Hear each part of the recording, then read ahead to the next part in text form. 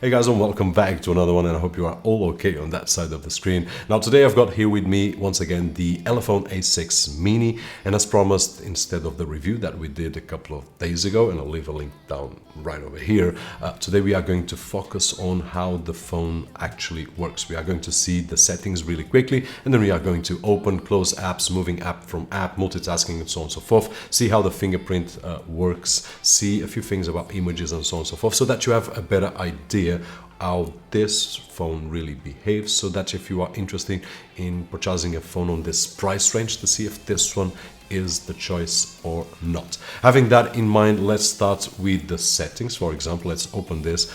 Just a quick overview right over here, which is basically very clean. One of the things that we have here is Wi-Fi, and one thing that I would like to share with you, for me, Wi-Fi is important on a mobile device, which I don't have any other type of connection. If you guys take a look, it has great speed. Of course, it depends on the network that we are working, but at this moment, right over here, pretty far from my router, I'm getting roughly 250, 260. So in terms of network, I'm really happy with this device.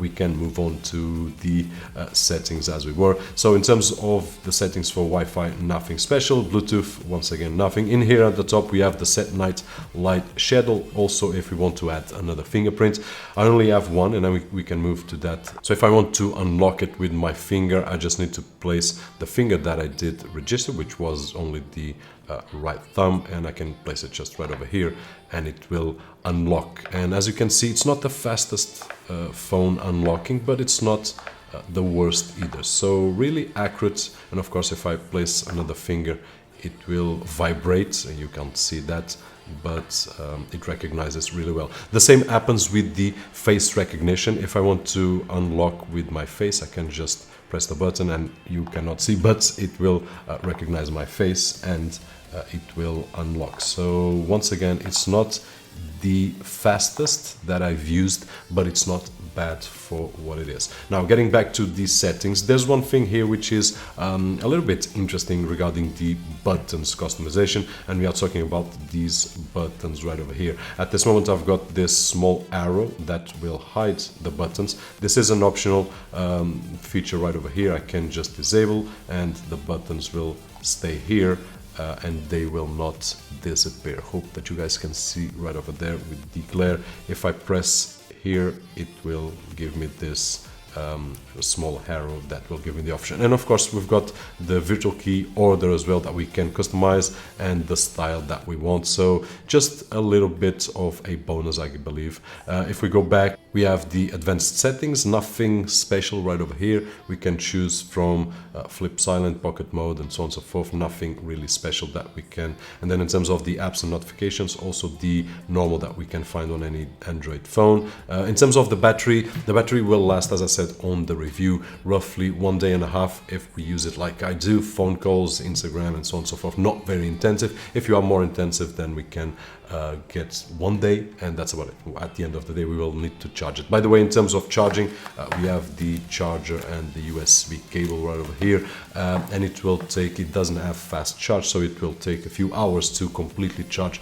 the phone. So this is a phone that we will charge when we go to bed, for example, and then when we wake up, it will be ready to take to our work or anything that we are going to do, and it will last for another day. Next, if we go to the display, there's nothing really special that I can show you right over here, just the basic customization. In terms of sound, the same story, so nothing that would make me lose your time. In terms of security location, this is where we will add or remove if we want to have face unlock and fingerprint unlock and so on and so forth. As you can see, I only have one finger set up, but this is the menu that we will have. And then we have the accounts, the accessibility, Google services, dual speed, which is just an option, but this is not new on any phone, just an option to have allow apps to work on the background, but we don't need that right now. And then the system with the regular things. Gestures, it only has this gesture right over here, so basic options, and here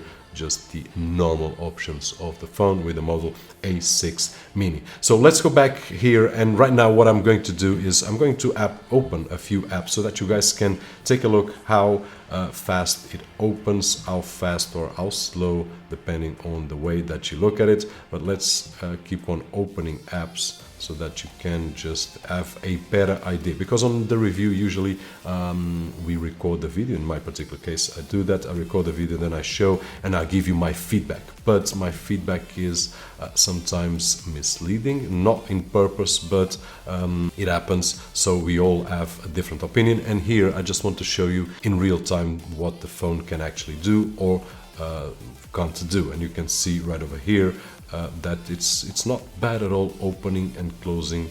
Well, we will close the apps in just a few moments, but as you can see, we are opening and opening. One that I want to open that people always ask me, hey Robert, how much time does Instagram takes to open? And as you can see, not bad. And my iPhone takes more time than this one to open Instagram actually.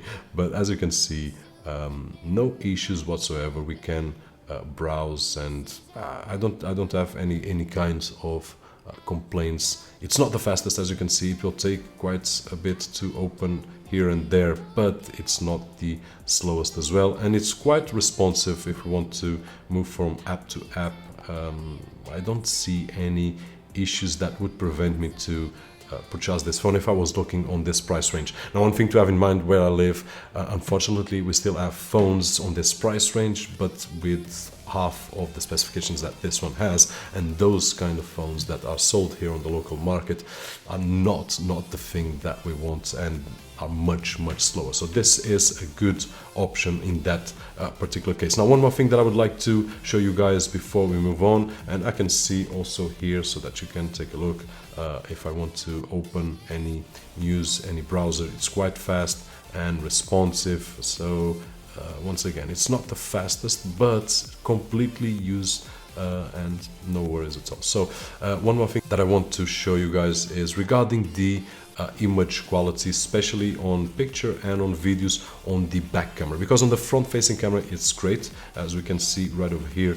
If you recall from my last, well, from the review, in terms of the camera, this is the front face camera, has a great quality, which is really awesome, and you guys saw on the review. If you didn't, I will leave the link right over here on the corner so that you guys can take a look, but you can see that it's really nice. If I go back and if I search for a video taken with the back camera, I was not so impressed. As you can see here, I was walking and we can see some shakiness because there's no image stabilization. I was not using anything, I was holding the phone in my hands.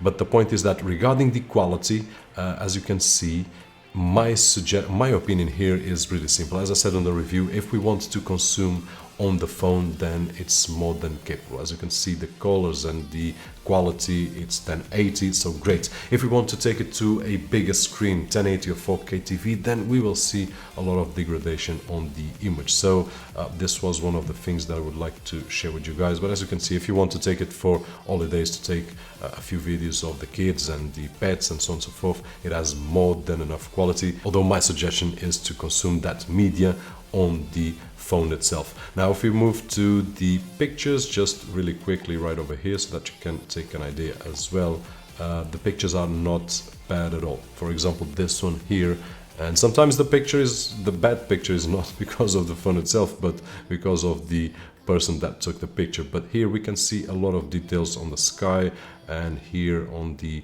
stairs, the grass, and so on and so forth. In terms of the picture quality, I've got no complaints at all. It also has a really nice thing, which when we zoom in a picture, it will take the whole screen. As you can see, the bezels are not that small, especially here and on the top. On the sides, well, okay, but in terms of resolution, in terms of quality, not bad at all. So in terms of picture, I really enjoyed the front-facing camera, especially the front-facing camera. It takes really nice pictures with a really nice detail for a front-face camera. The video the same. And that is it. If you still have any questions, feel free to drop them down below. I will answer as best as I can, as fast as I can. Hope that this video was helpful in some way, and if it was, don't forget that usual thumbs up. My name is Roberto, and as always, I'll see you guys on the next one.